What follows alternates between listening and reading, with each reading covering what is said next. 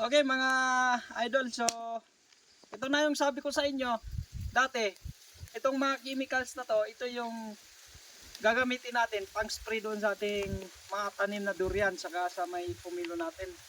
So magtitimpla tayo ng chemicals. So ito na yung sikreto ko. Pakita mo. Lapitan mo, lapitan mo. So mayroon tayong fungicide. So kayo na bahala kung anong fungicide na gusto nyo. So mayroon tayo ditong Mancozeb. So mayroon tayo ditong para sa insecticide, Magnum para sa insecticide dahil yung problema natin yung dahon ng ating durian sa pomelo. Kinakain ng insekto. So para tumaba siya, haluan din natin ng foliar fertilizer. So mayroon tayo ditong California. So nung last time ang ginamit natin dun sa may kalabasa is high grade. So kung ano-ano lang yung kinukuha natin sa ano. Pero para sa akin effective naman yung kahit anong foliar. So yung last time na pinakita ko sa inyo, yung ginamit natin sa kalabasa is high grade yun. So ito, tatlo yung paghaloin natin ngayon. Para sa insecticide, para sa fungicide, saka pampataba. So all in na to mga idol, mga kagwapo. So titimplahin natin. Mayroon tayo ditong isang balding tubig.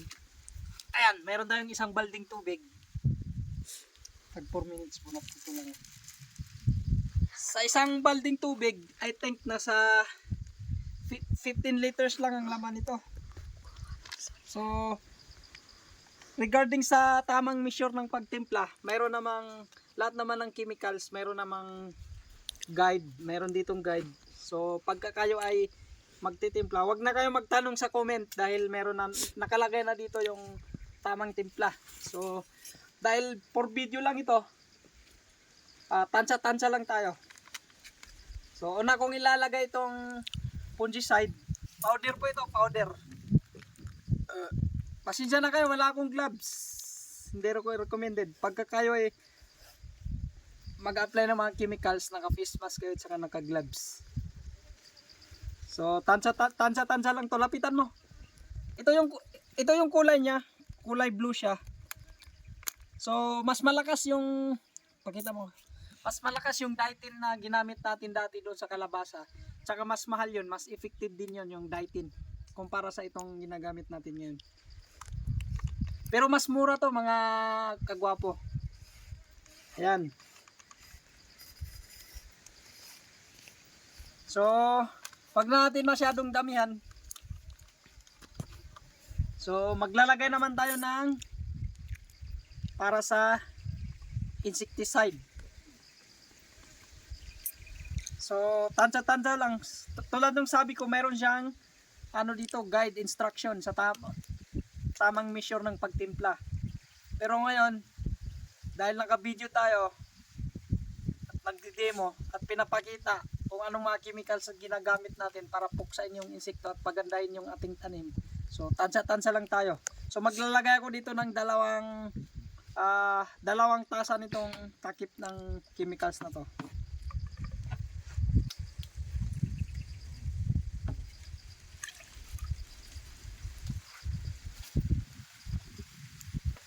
So I suggest isang ano na lang ilalagay ko kasi maliit yung balde natin. Hindi ko nadadalawahin. Ito naman sa ating foliar, meron namang guide dito sa tamang measure ng pagtimpla nito. Pero I suggest, the more na marami yung nilagay mo, the more na maganda. Kasi pampataba nga ito itong foliar So tatantsahin ko na lang mga kagwapo. California growers po yung gamit natin, California growers.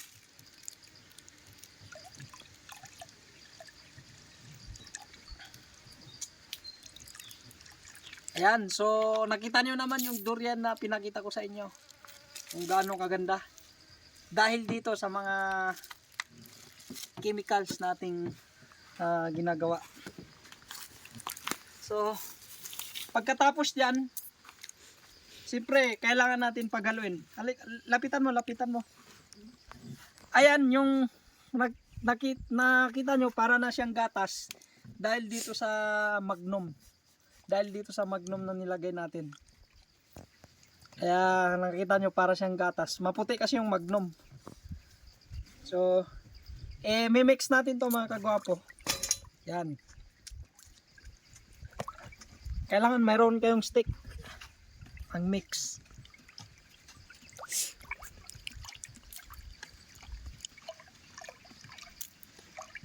Yung gagamitin nga pala natin na sprayer is itong power sprayer. Dahil pagka tayo ay nag-apply ng chemicals, mas maganda to. Mas maganda talaga.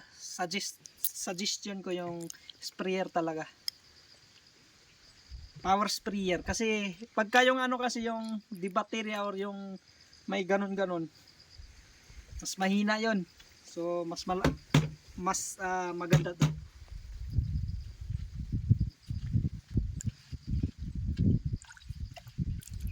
Ayan, so pagkatapos na natin siya ma-mix, ilalagay na natin dito sa ating sprayer. Open gun.